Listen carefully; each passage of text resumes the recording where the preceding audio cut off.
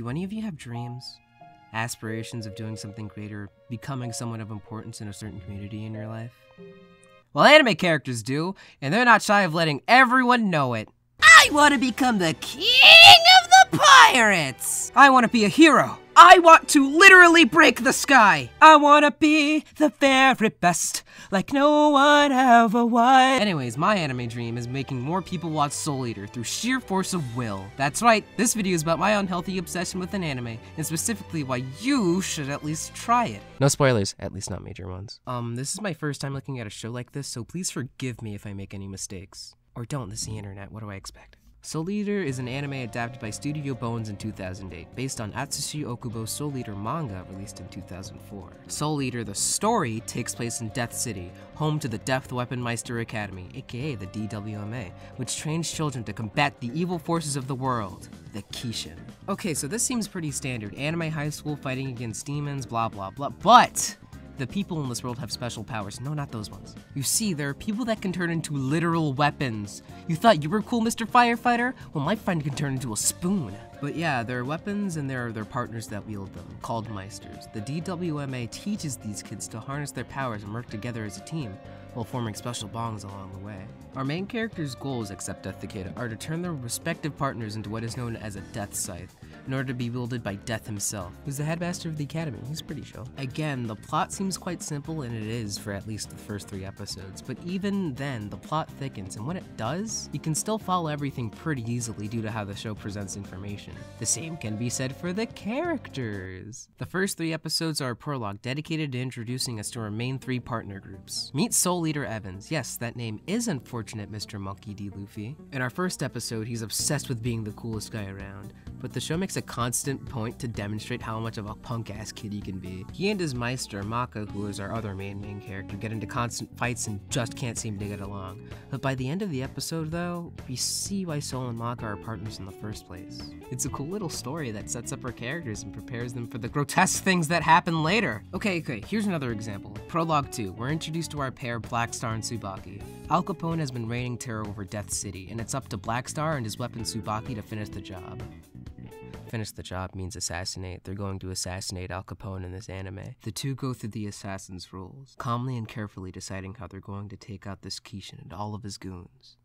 And then Blackstar promptly announces his presence, much like kids do when running away. Ha, you can't get me. Shut up, I can just grab your head and boom! Take that, child. But anyways, Blackstar and Tsubaki failed tremendously, and then we learned that they have not completed a single assassination. You see, at Death School, in order to turn your weapon into a Death Scythe, you have to collect 99 Kishin souls and 1 Witch soul without a single slip-up. Witches are kind of, we'll get to that. But Blackstar and Tsubaki have gotten 0 souls in total, like, ever. The setup of Blackstar seeming to know what he's doing, contrasted by the everything else about him, leads the viewer to ask questions, or at least be intrigued. By the end of the episode, we get insight into Blackstar as a person, why Tsubaki cares for him, much like the first. The show consistently delivers on things that are set up throughout the story, and it's excellent. Or at least decent. Oh yeah, and Blackstar is still annoying for most of the show, and it's on purpose. My friend Frankie consistently wanted to strangle him, and I had to keep giving him reasons to not smash the only good TV in the house. Please. People are slow to change in this show, just like real life. Well, it's an anime, whatever. And a lot of the time, those changes are more subtle than your usual action anime. Oh yeah, the action! Guys, come on. It's Studio Bones. Bones does not disappoint in the animation department, as per usual. What I really like about them is that it's not just the action scenes that look good, it's that I can feel the effort being put into each frame. The consistency they have when it comes to characters expressing themselves and talking is just nice to watch. Yutaka Nakamura pulls his weight as well with the action scenes he animates. Speaking of visuals, still, Bones really shines through with Okubo's artwork. Soul Eater's style and the designs make every single character recognizable. Even if you don't know someone's name, you go, oh, that's a Soul Eater character, they've done this, this, and that. And it's still one of my favorite styles to this day. And even if you don't care for the story, which I would commit a felony for if you didn't, there's still so much eye candy. The sound design and music are also things that deserve recognition. When characters are speaking in their weapon form, there's this filter that makes them sound smaller and more condensed. There's even this cool moment where Tsubaki is speaking in her weapon form and the filter is gone when she switches. The USD has this weird style where sometimes it's punk rock mixed with EDM elements, and the show sometimes gets more orchestral.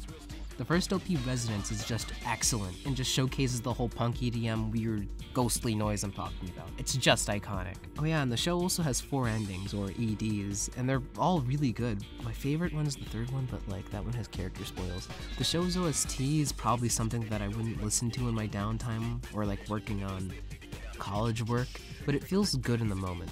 The openings and endings are things I've listened to a lot though. Oh yeah, speaking of sound, we have to talk about the voices of the characters. It was a matter of time. I think the dub is great. I feel that Soul Eater is one of those shows where the English voices stick out to me and are iconic in their own right. Like, I can't listen to just the sub of it, you know? Death the Kid has one of the most prominent male VAs. I can remember him from so many things, including Ling from FMAB, who was also a waifu. One of the other standouts is Krona. You can really feel the neuroticism in them due to the voice work. The Japanese VAs are also nothing to sneeze at. I personally prefer the dub, please don't kill me, but the voices in the original dub are really good and the actors give it their all. Okay, let's round this back. Let's pull this pin out of the witch grenade. I wanted to talk about the darker side of the show near the end because while it isn't the darkest, I still feel that when it gets more serious, it does it pretty diddly darn dang well. Does not start with a D. Witches are built up to be one of the stronger antagonistic forces in this world. Medusa immediately presents herself as a threat by sending her own child out, who does some major damage, showing off how deadly witches can be. Stein's spirit and all of the other supporting adult characters, who I won't talk about right now, have to deal with almost constant stress, and the story tackles them trying to deal with everything, which feeds into the kids becoming stronger in both their relationships and in combat, which has a cool magic and power system, yeah. Soul Eater's power system is kind of weird. That means I don't want to explain it, but it makes sense. Whenever something is explained or a new aspect of the way of the soul is revealed, it feels natural and never really gets too wacky. Except for the end, I guess, but like, I only watched the anime and I don't know how it is in the manga, so don't quote me on that. Soul Eater is one of those shows that's near and dear to my heart because it's just so well rounded and it's just a solid first choice for anyone looking into watching anime for the first time, or even for seasoned anime veterans. I can't really sing any more of its praises without getting into a bunch more detail, and like I said, no spoilers. If anything, watch the first 3 episodes. It lets you get a feel for the show early on, even if it does spin away from the whole separated story character format thingy. But please, at least give it a shot, you know?